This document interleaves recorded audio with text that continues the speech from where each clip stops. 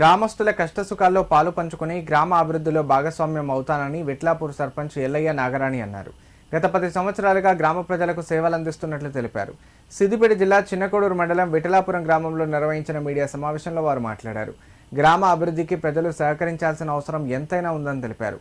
గ్రామ అభివృద్ధి కోసం మాత్రమే కాంగ్రెస్ పార్టీలో చేరినట్లు తెలిపారు.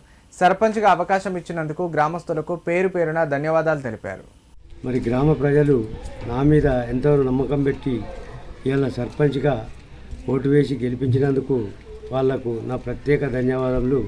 మరి అదేవిధంగా గ్రామాన్ని ఆపద సంపద విషయంలో కానీ ఎటువంటి ఇబ్బందులైనా కానీ మరియు ఎటువంటి పనులున్నా కానీ అందరికీ అందుబాటులో ఉండి నేను సేవ చేస్తానని మరియు ప్రభుత్వ పథకాలు ప్రజలందరికీ చేరేలా కృషి చేస్తా.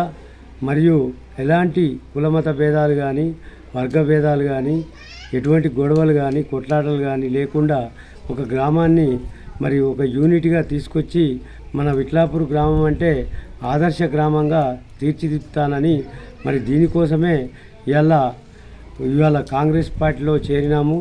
మరి గ్రామ ఆత్మగౌరవాన్ని మాత్రం నేను తాకట్టు పెట్టబోను. ఎందుకు చేరినా కానీ నేను గ్రామ అభివృద్ధి కోసమే తప్ప నిరంతరం గ్రామ ప్రజల కొరకే తప్ప నా వ్యక్తిగత ప్రయోజనాలకు కాదు.